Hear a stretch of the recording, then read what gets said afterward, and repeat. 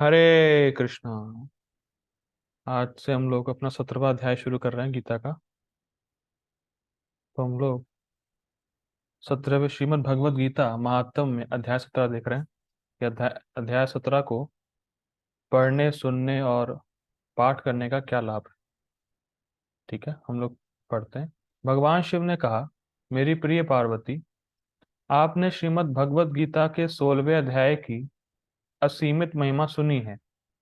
अब कृपया श्रीमद् भगवद गीता के 17वें अध्याय के अमृतमयी महिमा को सुनिए। राजा खड़ग बाहु के पुत्र के पास दुशासन नाम का एक नौकर था, जो बहुत चालाक और असाधारण रूप से मूर्ख था। दुशासन ने राजकुमार के साथ शर्त रखी कि वह हाथी की सवारी कर सकता है। जिस समय वह हाथी पर सवार हो गया, तो कुछ पद आगे जाने के बाद वहां के लोगों ने उससे अनुरोध करना शुरू कर दिया कि वह उस खतरनाक हाथी की सवारी ना करे।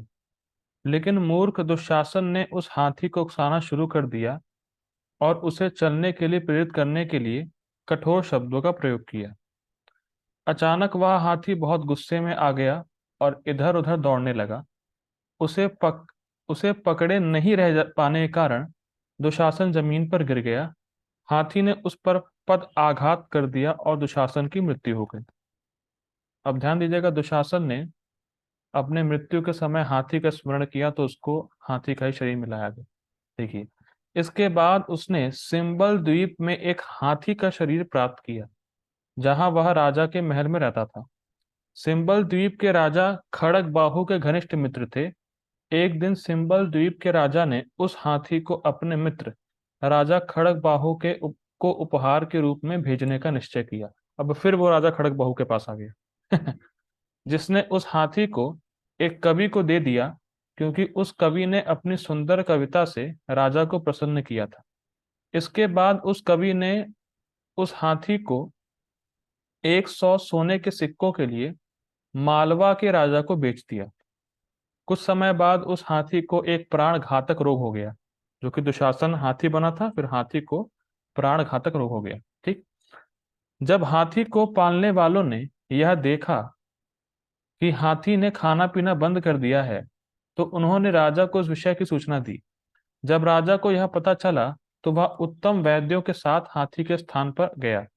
उस समय राजा को आश्चर्यचकित करते हुए वह हाथी बोलने लगा, मेरे प्रिय राजा, आप बहुत धर्मपरायण हैं और वेदों के निष्ठावान अनुयायी हैं। आप हमेशा भगवान विष्णु के चरण कमलों की पूजा करते हैं। तो आपको पता होना चाहिए कि इस समय इन औषधियों और वैद्यों से कोई लाभ नहीं होगा। ना तो किसी भी तरह के यज्ञ से मुझे मृत्यु के इस समय में सहायता मिलेगी। यदि आप मेरी चिंता करते ही हैं और मेरी सहायता करना चाहते हैं, तो किसी ऐसे व्यक्ति को लाएं जो प्रतिदिन श्रीमद् भगवत गीता के 17वें अध्याय का पाठ करता हो। उस हाथी के अनुरोध के अनुसार राजा एक महान भक्त को लेकर आया, जो नियमित रूप से श्रीमद् भगवत गीता के 17वें अध्याय का पाठ करता था। उस भक्त ने 17वें अध्याय का पाठ करते हुए हाथी पर जल छिड़का और उसी समय उसने अपने हाथी के शरीर को त्याग दिया और भगवान विष्णु के समान चतुर्भुज रूप प्राप्त किया। वह तुरंत एक पुष्प विमान में बैठ गया, जिसे उसको वैकुंठ ले जाने के लिए भेजा गया था। उस विमान में बैठते समय राजा ने उनसे अपने पिछले जन्म के बारे में जिज्ञासा की और दुशासन उन्हें सब कुछ बताने के बाद वैकुंठ चला गया। जिसके बाद सभी मनुष्यों में उत्तम मालवा के राजा ने श्रीमद् भगवत गीता के 17वें अध्याय का नियमित रूप से पाठ करना शुरू कर दिया और थोड़े ही समय बाद उन्होंने भगवान श्री कृष्ण के चरण कमलों को प्राप्त कर लिया। श्रीमद् भगवत गीता अध्याय 17 की जय।